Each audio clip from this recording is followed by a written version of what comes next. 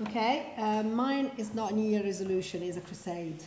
And it's been many years in the making, and this is the year I'm going to make it happen. In order to substantiate it, I've got to give a little background of who I am, where I come from. This is where I come from. This is an harbour on the coast of Tuscany, it's called Piombino. It was very, very famous in the Middle Ages, and we are surrounded by fantastic architecture. Next one. This is part of the city wall, and the wall was designed by Leonardo da Vinci. So I was born and brought up with such beauty around me. My father was my first inspiration. Unfortunately, he's no longer with us.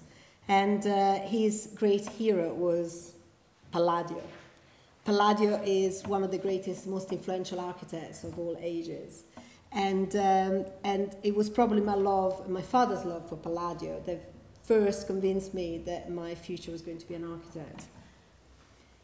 In order to do so, I went to this place and I studied architecture in Florence. I don't know what you think, but for me, there's no better place in the world to study architecture, especially if your passion is truly devoted to the past and to the architecture of the past and the preservation of the architecture of the past. In Florence, I became not just an architect, but a conservationist. And I acquired my specialization in restoration of historical buildings. But Italy is quite a stifled environment for a young, enthusiastic architect. And even before I completed my course, I decided to move to London. I arrived in London and I was excited and shocked by the different culture. A culture that was with less emphasis on preservation and more emphasis on tourism.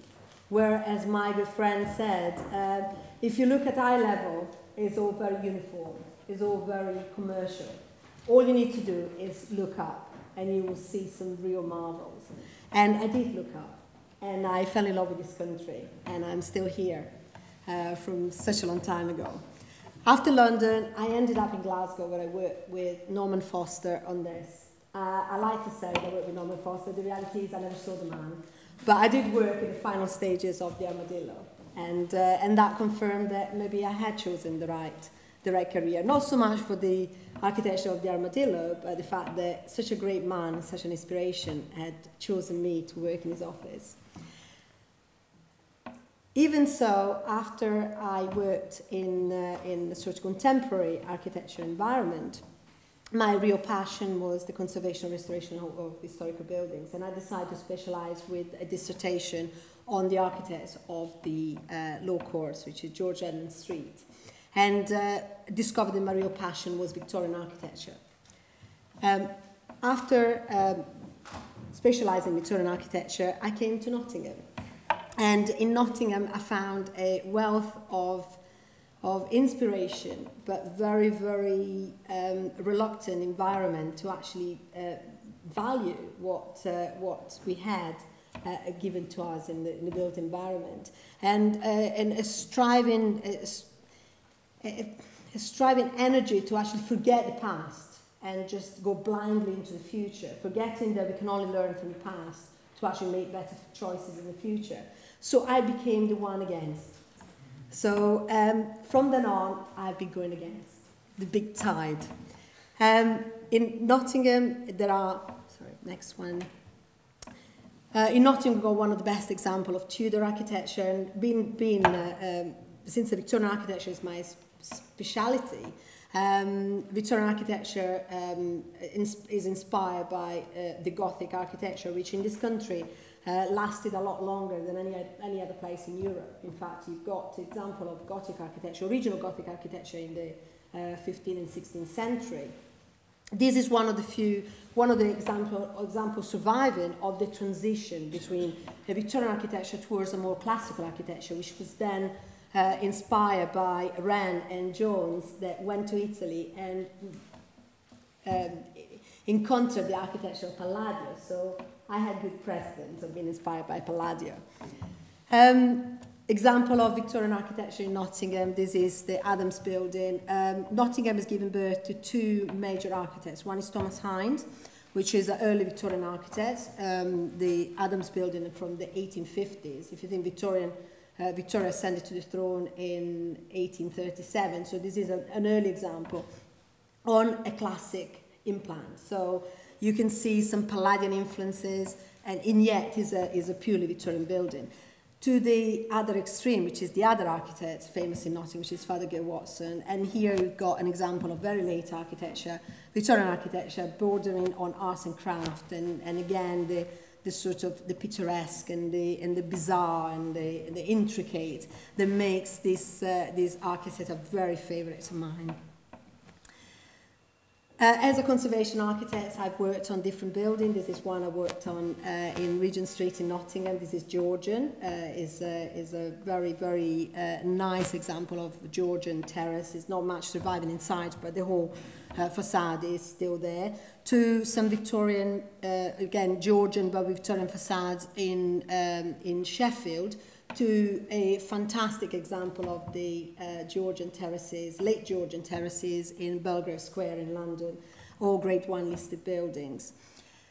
One thing that I have realised is, when I say we're swimming against the tide, is the fact that things have changed since I've been in this country. Initially, there was no intention of restoration and preservation of the historical built environment. The attitude was, if it's old, doesn't fit the bill, knock it down.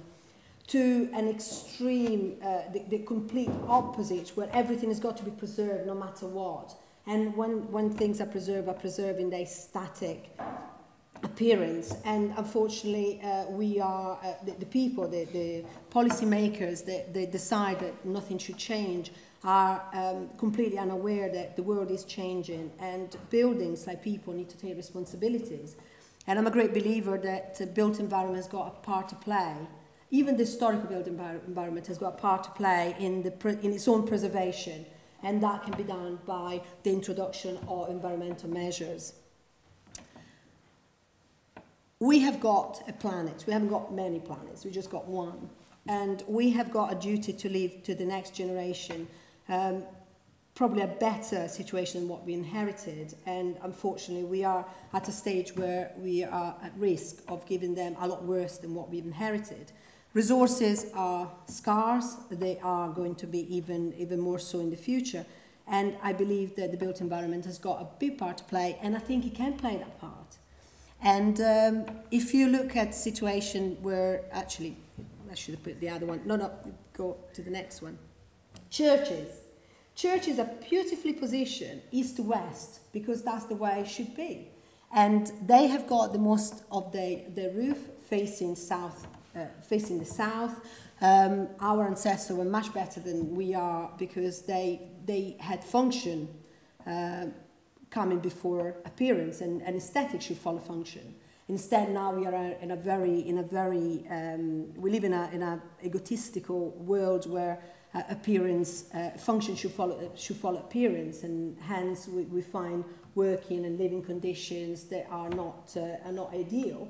But we flatter the ego of someone who thinks is the appearance is more important than the actual function. And these roofs are designed to be perfect this latitude. If we were to go back and find and invest in resources where we can use photovoltaic, we can use material to make the built environment produce its own energy, we would ensure that such beauty like St Mary's Church or a public building like this one would survive in the future, because there will be a time where the maintenance will be prohibitive and we will not be able to leave the next generation. Sorry, go next. This is my daughter, by the way. I'm at risk of not leaving my daughter any of this heritage that I had the chance to enjoy. And we have got this duty, and buildings have got this duty. So we don't want to end up like this. So, thank you.